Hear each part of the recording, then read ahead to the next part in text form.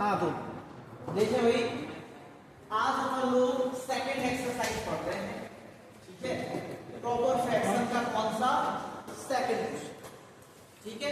Proper fraction को हमने पढ़ा था कि 3 पार्टों में बांटा गया है। पहला पार्ट हम लोग पढ़ चुके हैं, अब ये कौन सा है, सेकंड पार्ट, ठीक है। फर्स्ट पार्ट को हम लोगों ने दोनों मेथड से लगा लिया, वैदिक विधि भी यूज कर ली और अपन लोगों ने सिंपली लॉन्ग मेथड भी यूज कर लिया। आज क्या करेंगे, इसे लगाने के लिए हम दोनों मेथड मिक्स करेंगे। तो जब मिक्स करेंगे तो थोड़ा इजी हो जाएगा।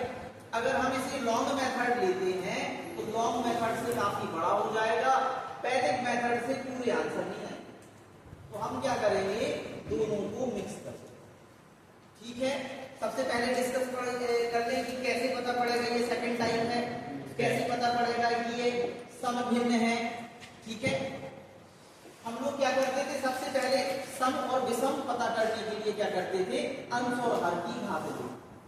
यहाँ अंश पे x y z कुछ भी लिखा नहीं है, अलजेब्रा कुछ भी लिखा नहीं है, वेरिएबल लिखा नहीं है, अचर पद नहीं लिखा है, इसका मतलब घात कितनी होगी, 0 0। घात कितनी होगी, 0। तो अंश की घात हो गई 0, हर की घात यहाँ स्क्वायर लगा है तो 2 घातें यहाँ हो गई और 1 घात यहाँ हो गई, गुणे में घातें जुड़ जाती हैं तो 2 और 1 कितनी हो गई, 3। हर की घात 3 है, अंश की घात 0 है। हमें पता है अंश की घात छोटी हो, हर की घात बड़ी हो तो कौन सी भिन्न, समभिन्न, इवन फ्रैक्शन।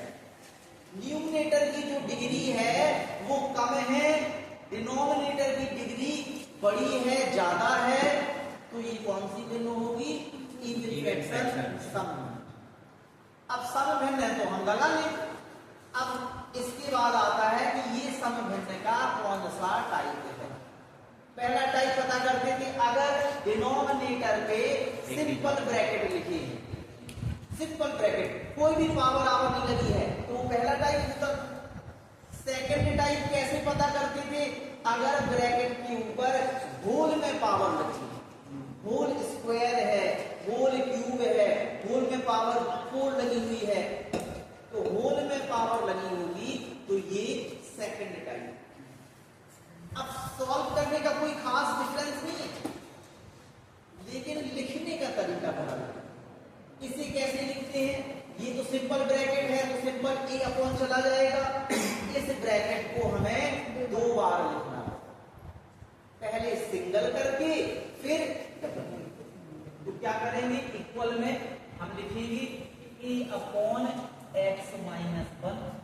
पहला ब्रैकेट हमने लिख दिया, सिंपल था सिंपल लिख दिया, प्लस दूसरे ब्रैकेट को पहले हमें सिंगल लिखना है और फिर इसी को अगले कांस्टेंट के साथ डबल कर। अगर इस पे क्यूब होती तो हम क्या करते, अगले कांस्टेंट के साथ क्यूब करके। कहने का मतलब है इस पावर को हमें कैसे लिखना है, असेंडिंग फॉर्म में, बढ़ते फॉर्म में, पहले सिंगल ब्रैकेट फिर डबल ब्रैकेट, और अगर 3 पावर है तो ट्रिपल ब्रैकेट, 4 पावर है तो 4 बार ब्रैकेट। अभी बात समझ में, ऐसे ये तब तक जाएगा जब तक हमें ये पावर वापस मिल जाए, ठीक है। तो यहाँ स्क्वायर था, स्क्वायर हमें दूसरी बार में मिल गया, बस खत्म। अब हमने इसे इक्वेशन फर्स्ट माना। अब सॉल्व करने का वही तरीका है, या तो आप इन्हीं दोनों ब्रैकेट्स का पूरे में मल्टी कर दें या फिर एलसीएम ले लें, कोई टाइप है। जैसे एलसीएम में दिक्कत होती है वो क्या करें, इन दोनों ब्रैकेट का सभी टर्मों के साथ अलग अलग गुणा करें, और जैसे एलसीएम वाला आता है तो एलसीएम वाला करें। फर्क दोनों में कुछ नहीं है, गुणा करने में थोड़ा सा लेंथी लिखना पड़ता है, क्योंकि सबके साथ गुणा में लिखेंगे तो थोड़ा बड़ा स्पेस चाहिए होगा। एलसीएम करना है, जो ब्रैकेट मिस हो रहे होंगे वो मिस हो जाएंगे और जो आने होंगे वो आएंगे, तो थोड़ा सा लेंथी ना लिखना है। तो जिसे जैसा अच्छा लगता है वैसा करें। तो हम चलो एलसीएम ले लेंगे, दोनों साइड का एलसीएम, एलसीएम यहीं से पता पड़ेगा। ये लाइन हम पूरी खींची दे रहे हैं यहाँ तक, ठीक है। दोनों ब्रैकेट, मोस्टली ब्रैकेट यहाँ जो लिखे होते हैं वही एलसीएम, तो x माइनस 1 आ गया और x प्लस 2 का होल। जहां तक सबको समझ में आया कोई दिक्कत? इससे इसको भाग देंगे तो पूरा का पूरा कट जाएगा, तो ऊपर का ज्यों का त्यों आएगा जो लिखा हुआ है, तो आपका आ जाएगा 9। अब इससे हम जब डिवाइड करेंगे तो x माइनस 1 वाला ब्रैकेट कट जाएगा, कौन बचेगा? x प्लस उसका होल स्क्वायर, ये का के साथ आ जाएगा a के साथ, तो a के साथ क्या आ जाएगा? x प्लस 2 का होल। कोई दिक्कत यहाँ पे? समझ में आया ना? हमने इससे इसमें भाग दिया एलसीएम में, ये ब्रैकेट हमारा कैंसिल हो गया, बचा ये ब्रैकेट, तो इस ब्रैकेट का इसमें a के साथ होगा प्लस, अब b के साथ क्या है? इससे हमने इस एलसीएम को डिवाइड भाग दिया, तो एक ब्रैकेट ये वाला कट जाएगा, दोनों नहीं कटेंगे। इससे हमने भाग दिया तो यहाँ पे 2 ब्रैकेट है x प्लस 2, तो एक ब्रैकेट कट जाएगा, तो एक ब्रैकेट ये भी बचेगा और ये तो बचेगा, तो ये दोनों ब्रैकेट वहां पे आ जाएंगे। तो b के साथ क्या आएगा? x माइनस 1 और x प्लस 2। नहीं आया समझ? आया समझ में ना? हम भिन्न में क्या करते हैं, उसके हर से एलसीएम में भाग दिया करते हैं, और जितना बचता है उसके अंश में गुणा कर देते हैं, डिनोमिनेटर से डिवाइड करते हैं एलसीएम को, और जितना बचता है हमारा उसको हम क्या करते हैं? न्यूमरेटर में गुणा करते हैं, मल्टीप्लाई करते हैं। आगे बात समझ में? अब हम इससे डिवाइड करेंगे इसको, तो ये पूरा का पूरा ब्रैकेट होल स्क्वायर वाला कट जाएगा, बचेगा क्या? तो आपका c के साथ क्या आ जाएगा? अब सबको पता है, नेक्स्ट स्टेप में एलसीएम छोड़ देंगे, जब भी एलसीएम दोनों साइड का लेते हैं तो नेक्स्ट स्टेप में एलसीएम छूट जाता है, ये ऊपर वाली लाइन आ जाती है, और इसे कौन सा इक्वेशन कह देते हैं? दूसरा। ठीक है, कौन सी इक्वेशन? तो आ जाएगा आपका क्या आ जाएगा? 9 इक्वल के x प्लस 2 का whole square plus b x minus 1 x plus 2 plus c और x माइनस 1 और ये। ठीक है, अब हमने दूसरी इक्वेशन देने के बाद हमें यहाँ पे दोनों मेथड यूज करने हैं, लॉन्ग मेथड भी और वैदिक भी। कुछ लोग सोचे कि लॉन्ग बाद में करेंगे, इसे सिंप्लीफाई भी बाद में कर सकते हैं, और कोई भी सोचे कि हम चलो वैदिक और लॉन्ग मेथड बाद में लगाएंगे, इसे सिंप्लीफाई करके रख लें। इक्वेशन का नाम तो दे ही चुके हैं, जब कहेंगे समीकरण 2 से इक्वेशन सेकंड से तो दिख जाएगा कि यहाँ की बात हुई, तो चलो सिंप्लीफाई भी करेंगे। तो आपका आएगा 9a, इसका होल स्क्वायर क्या हो जाएगा? a square plus b square plus 2 into a into b, यही आएगा। ठीक है, फिर आपका आ जाएगा, इन दोनों ब्रैकेट का गुणा कर लेना है, इन दोनों ब्रैकेट का गुणा कर लेना है। अगर आप फॉर्मूले से लगाना चाहो तो फॉर्मूले से गुणा करके लगा लो, और आपको डायरेक्ट आता है कि x का पूरे से माइनस 1 का पूरे से, तो ऐसा कर रफ में हल कर लो, ऐसे डायरेक्टली। हम डायरेक्ट किए हैं तो क्या हो जाएगा? x का x में होगा x स्क्वायर प्लस माइनस क्या होगा? प्लस का 2 में से गया 1, x बचेगा, कल दोनों का गुणा होगा -2। इतना ही आएगा सॉल्व करने से, हमने डायरेक्ट लगा दिया।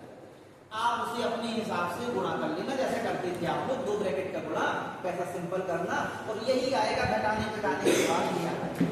अब हमें पता है कैसे आता है, तो हमने डायरेक्ट कर दिया। आगे बात समझ में? ठीक है, नहीं आई समझ में? देखो 3 टर्म आते हैं, 2 का गुणा होगा तो 3 टर्म आएंगे, इनका गुणा होगा तो स्क्वायर आ जाएगा। फिर बीच में फॉर्मूला क्या होता है? चलो फॉर्मूला लिखते हैं। फॉर्मूला होता है x प्लस a और x प्लस b, 8वीं में पढ़ा होगा। फॉर्मूला होता था x square plus a plus b x plus a into b, ये होता था। तो हमने ये इसे लगा दिया है। a और b हमारे क्या है? जो नंबर है, ये 1 और 2। अब इन दोनों को प्लस करेंगे तो 2 में से 1 जाएगा, तो 1 प्लस का बचेगा, और x लगा है तो x लगा दिया, 1x लिखा नहीं जाता। फिर लास्ट में क्या होता है? इन दोनों का गुणा, तो प्लस माइनस क्या हो जाएगा? माइनस, और 2 एकम 2। तो हमने ये वाला फॉर्मूला और आप गुणा करना चाहे तो गुणा कर सकते हैं। कोई कह रहा हमें नहीं करना जी, हमें तो गुणा करना है, तो गुणा करके बताएं कि आता है। चलो बता दें क्या, x माइनस 1 का गुणा करना है x प्लस 2 के साथ। तो पहले x का पूरे के साथ करेंगे तो x लिख के x प्लस 2 लिख ली। आवाज थोड़ा बंद रखिए, x का पूरे में कर दिया, फिर -1 का करेंगे तो -1 लिख के x प्लस 2 फिर से लिख ली। अब कर देंगे गुणा, x का इसमें मल्टीप्लाई, x का x से होगा तो x स्क्वायर, इससे होगा तो 2x। फिर -1 का करेंगे तो माइनस का इसमें करेंगे प्लस माइनस हो जाएगा माइनस, और 1 दूनी 2, ये सेम टर्म है तो घट जाएंगे, प्लस माइनस में तो घटेंगे, तो x स्क्वायर 2 में से 1 किया, प्लस का ये बचेगा माइनस आगे। तो जिनको वैसा गुणा नहीं आता है तो वो ऐसा गुणा भी करके रख सकते। तो जिन्हें फॉर्मूला आता है तो फॉर्मूला, तो जिन्हें डायरेक्ट आता है तो डायरेक्ट। आ गई बात समझ में, क्लियर हुआ? तो हम इसे दिखाई दे रहे हैं उस साइड को, वो आपको अगर लिखना हो तो आप देख के लिखेंगे, ठीक है? अभी तुरंत लिखा मत करो बेटा, ये आदत छोड़ो, पहले हमें समझना है फिर लिखना है, और तुम्हारे पास ऑप्शन भी तो है, बाद में देख के लिखो, ठीक है? चलो ये हो गया।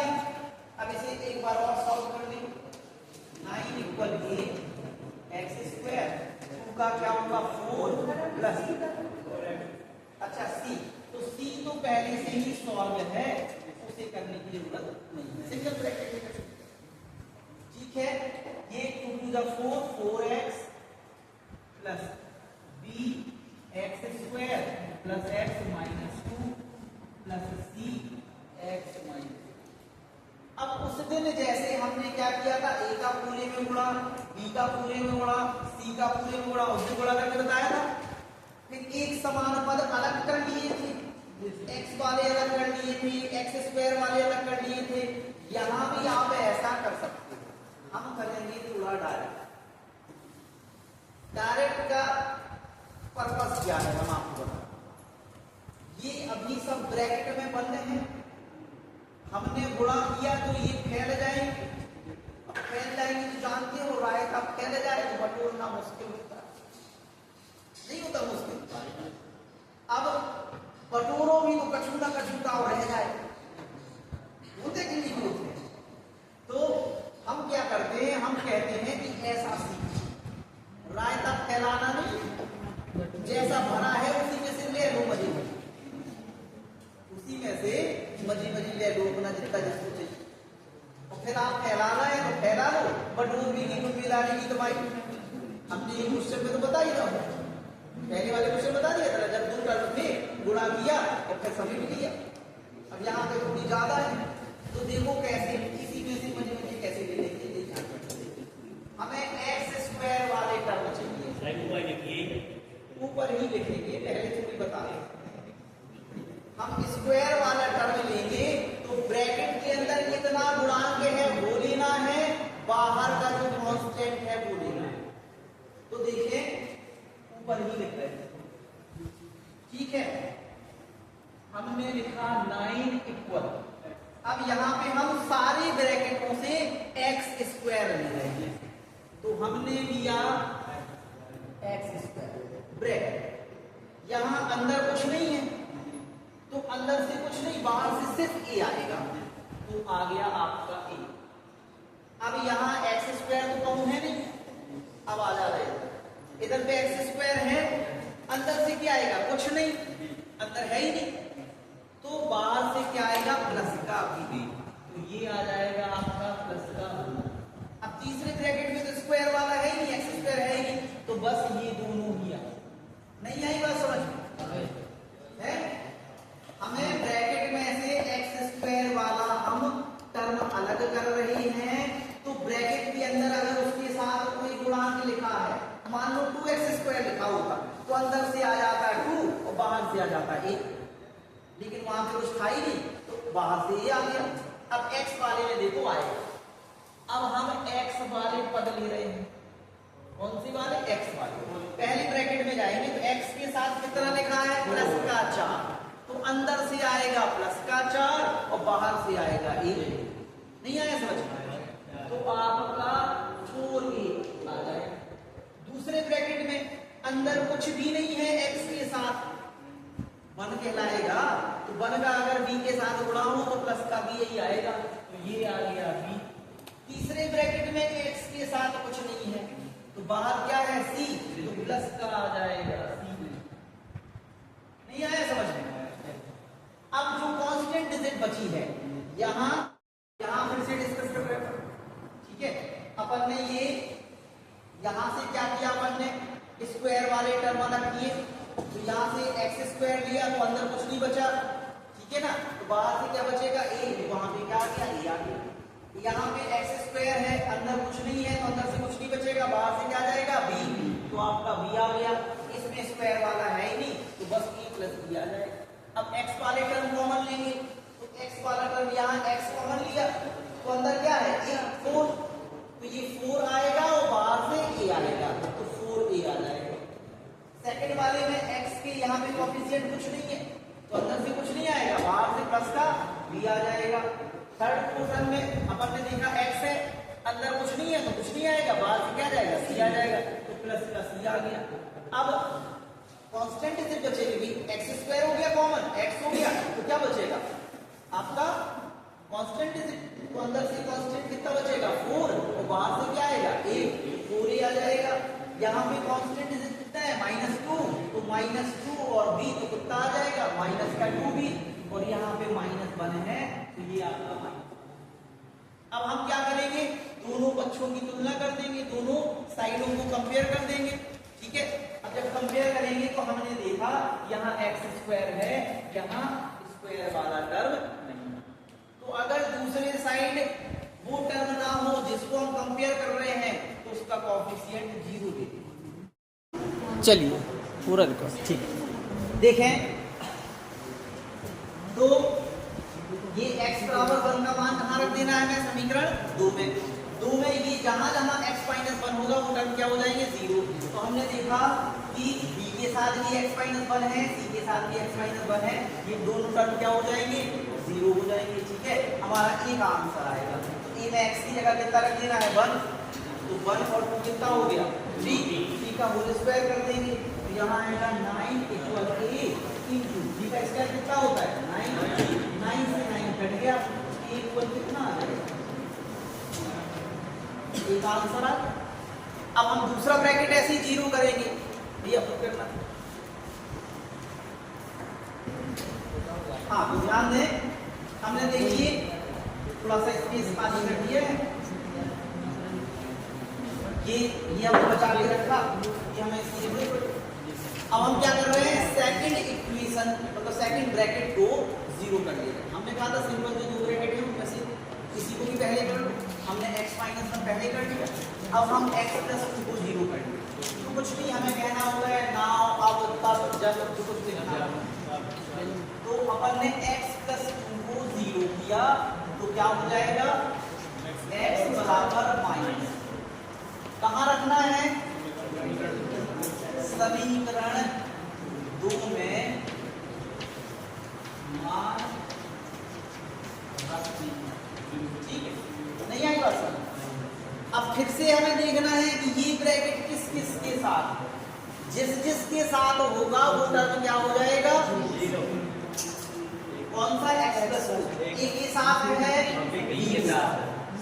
b के साथ भी लिखा हुआ है, तो a और b वाले टर्म क्या होंगे 0, c का आंसर है। तो देखें यहाँ है 9 इक्वल a वाला टर्म 0, b वाला टर्म 0 प्लस c, और x की जगह कितना लिखना है हमें -2 और -1।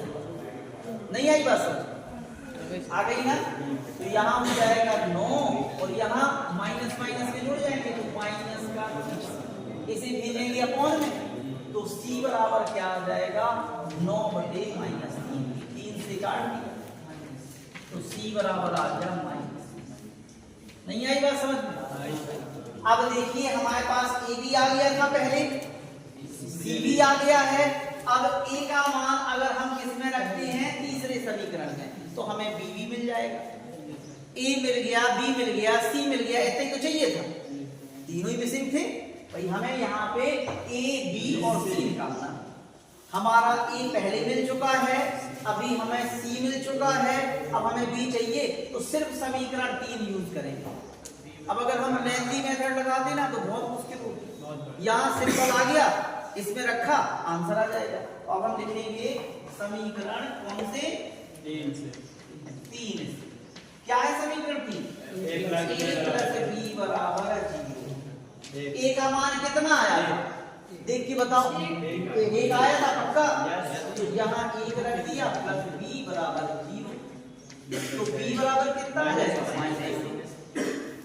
तीनों मान आ गए हमारे पास, तीनों हमें कहाँ रख देने हैं? यहाँ समीकरण 1 है, हम लिखेंगे समीकरण 1 में कौन सा? a b व c का मान रख देंगे, तो क्या आ जाएगा अपना? 1/x - 1। ये हमारा फाइनल आंसर है। b की वैल्यू कितनी आई? -1/x + 2 का होल स्क्वायर। c का मान कितना है? -3/x + 2 का होल स्क्वायर। ये हमारा फाइनल। क्लियर हुआ? तो अगर दोनों मेथड यूज कर लेंगे तो कठिन नहीं पड़ेगा, ये अपन ने खुद बना लिया, ठीक है ना। और कहीं अनलीगल थोड़ी है, हम गलत थोड़ी कर रहे हैं, है ना। लेकिन दोनों सेपरेट करोगे तो परेशान हो, ठीक है। बंद करो।